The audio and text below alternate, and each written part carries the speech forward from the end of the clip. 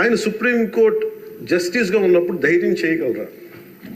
కళ్ళల్లో చూడగలరా?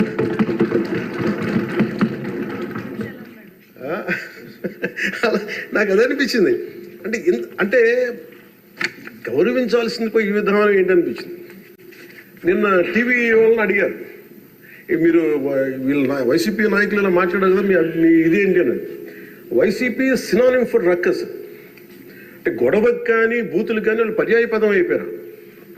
అంటే నిన్న చూసిన గొడవ జరిగిన తర్వాత నాకు నిజంగా అనిపించింది, గౌరవ ముఖ్యమంత్రి గారు అన్ని సంవత్సరాలు వాళ్ళు ఎలాగా వాళ్ళని తట్టుకొని నిలబడ్డారు, ఆయనకి హ్యాట్స్ ఆఫ్ తెలియజేస్తాడు. అది ఎంత గట్స్ ఉండాలి, ఎంత దమ్ము ఉండాలి, ఎంత ధైర్యం ఉండాలి. అలాగే నాకు నిన్న గొడవలు జరుగుతుంటే నాకు అనిపించింది, నాకు ఇవే గుర్తొచ్చినాయి అధ్యక్ష. వాళ్ళు ఎప్పుడైతే పేపర్లు విసిరేసి అక్కడ దాకా వచ్చారో నాకు గుర్తొచ్చింది వివేకానంద రెడ్డి గారి హత్య గుర్తొచ్చింది. అంటే వాళ్ళ విధ్వంస విధానం చూశారు. అలాగే ప్రజావేదికని కూల్చిన విధానాన్ని గుర్తొచ్చింది అధ్యక్ష. 200 పైచిలకు ఆలయాలని విధ్వంసం గుర్తొచ్చింది అధ్యక్ష. డాక్టర్ సుధాకర్ గారు చనిపోయిన విధానం గుర్తొచ్చింది అధ్యక్ష.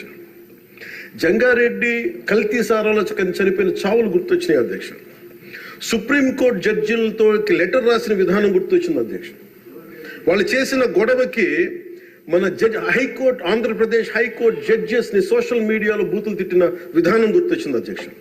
సోషల్ మీడియా అబ్యూస్ గుర్తొచ్చింది అధ్యక్ష. పత్రికాధిపతులపై దాడులు గుర్తొచ్చినాయి అధ్యక్ష. రివర్స్ టెండరింగ్ గుర్తొచ్చింది అధ్యక్ష. పాలసీ టెర్రరిజం గుర్తొచ్చింది అధ్యక్ష.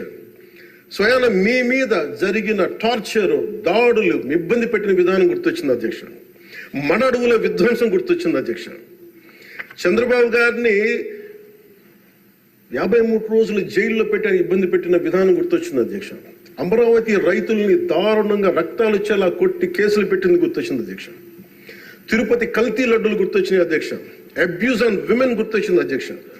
మన కళ్ళ ముందు వీళ్ళ విధ్వంసం తెలియజేస్తా ఉన్నారు. వీళ్ళు ఈ స్థాయిలో ఇక్కడ ప్రవర్తిస్తే దానికి సంబంధించి బయట ఇట్లాంటి గొడవలు జరుగుతాయి అధ్యక్ష. ఇది మారాలి అని చెప్పి మనం మాట్లాడితే ప్రజలు మనకి ఈ రోజున ఇంత అత్యధిక బలంతో మనల్ని ఇక్కడ నుంచోబెట్టారు అధ్యక్ష, ఇక్కడ కూర్చోబెట్టారు మనందరినీ. దీనికి గౌరవ ముఖ్యమంత్రి గారు ప్రదేశ